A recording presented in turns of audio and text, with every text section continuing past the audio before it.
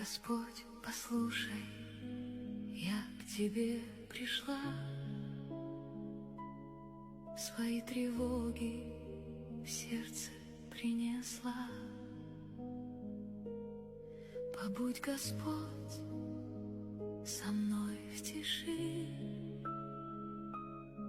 услышь мою молитву от души.